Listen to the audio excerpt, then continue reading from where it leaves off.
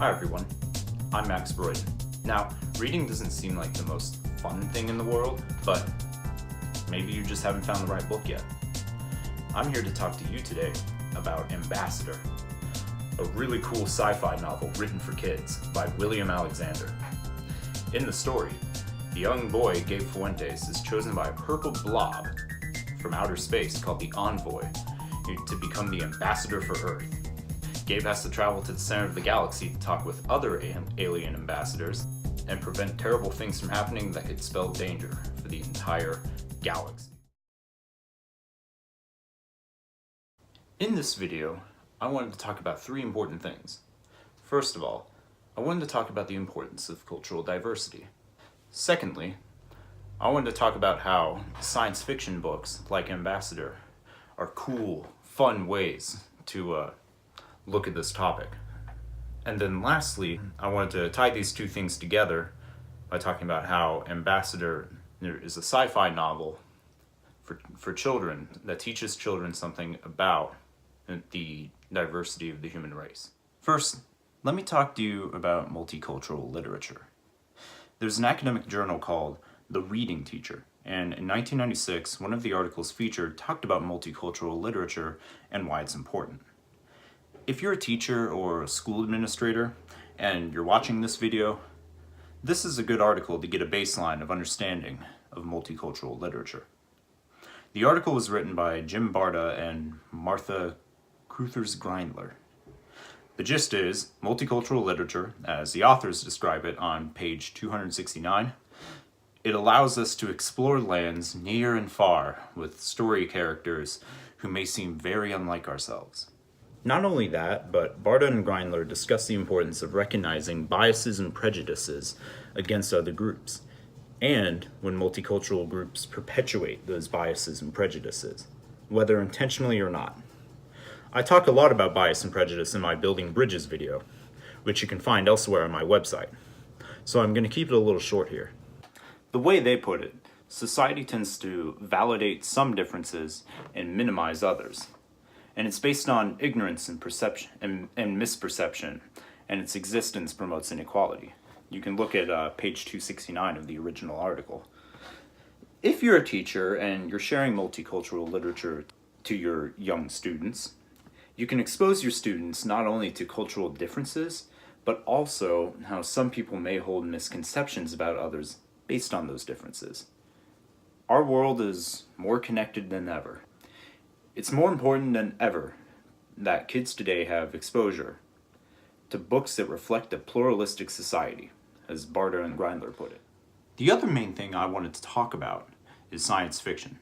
Sci-fi is one of the most fun and engaging book genres to read right now. Just look at books like Hunger Games or Maze Runner. Now, Ambassador might be for a younger audience than those books were intended for, and it may be trying to convey a different point. But that's why I'm talking about it, because no one else really seems to be talking about it, and I feel like there's an opportunity to learn new things about humanity through this book.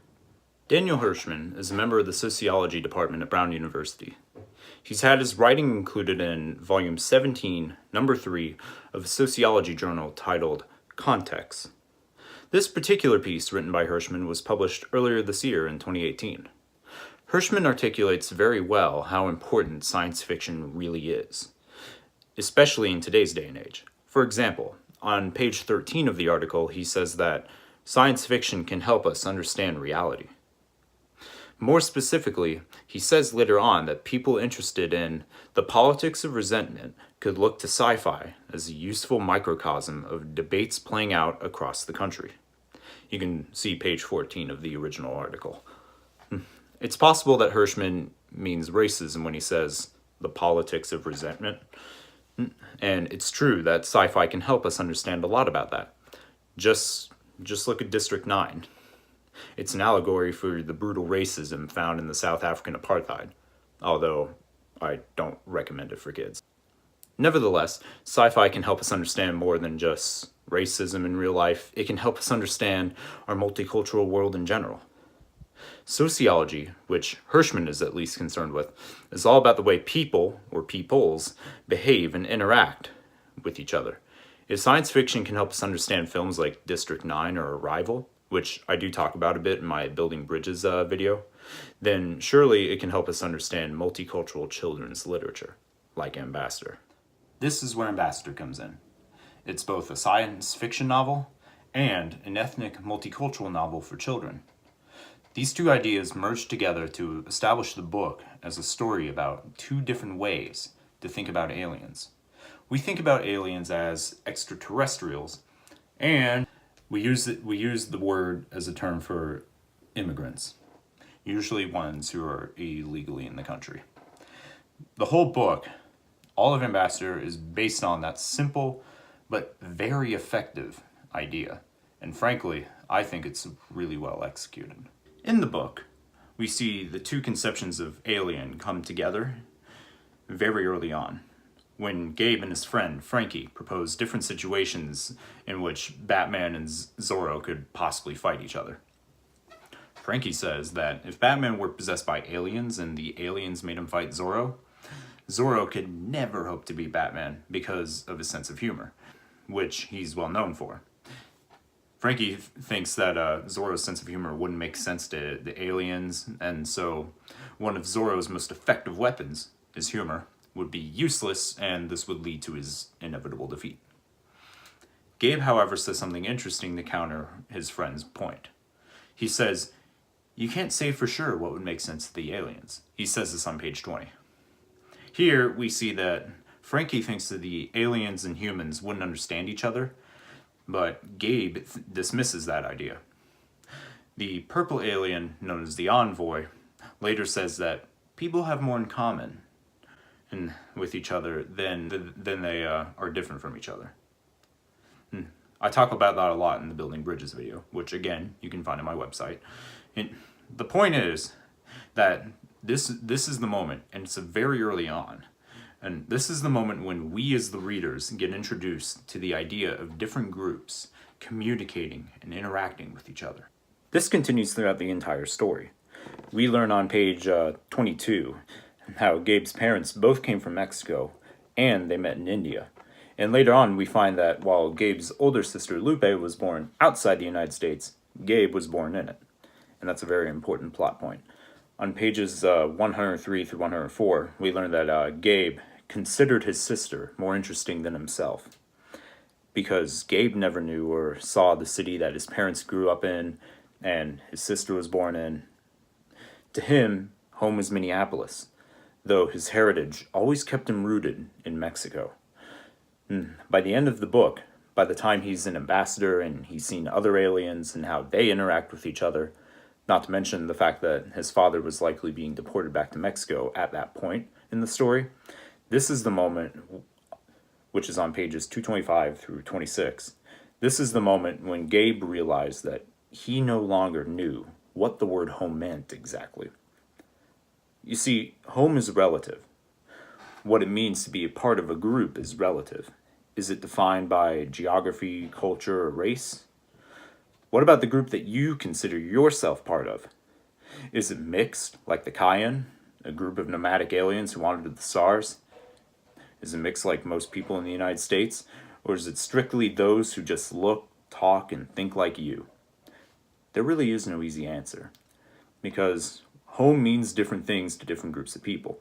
What it means to be part of a group means different things for different people.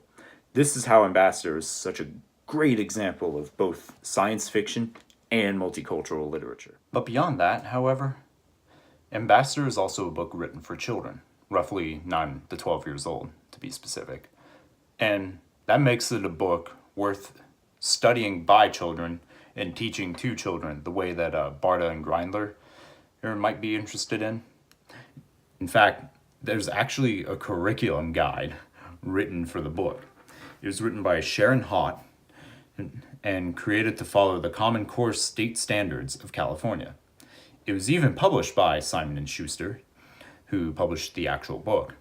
You can see just by looking at this guide, which I'm going to provide a link for, you can see how much educational and cultural value Ambassador really has. If you're a teacher, you should definitely take a look at this curriculum guide. And if you're a kid who might read, or if you have already read Ambassador, you should probably still take a look and try out some of the cool projects and activities that it has. So, it's time to wrap this video up. In this video, I talked about 3 things. First, I talked about the importance of learning about cultural diversity. We learned how important it is, especially today, for children to not only be exposed to ethnic literature, but also for kids to learn about identifying potential misconceptions about race and culture. Second, we learned how science fiction, in the past and in the present, has helped us learn about society and the people who live in it. Daniel Hirshman's writing gave us some insight towards how to look at culture and race through science fiction. Finally, we saw how those 2 things came together in Ambassador, which is a sci-fi novel that teaches children just how diverse human beings can be and how important being part of a group is to many of us. Take a look at my video on building bridges and spreading cultural awareness located on this website. More importantly, take a look at William Alexander's Ambassador. At the very least, read it for fun. You might learn a lot about culture, race, and ethnicity, both on Earth and beyond.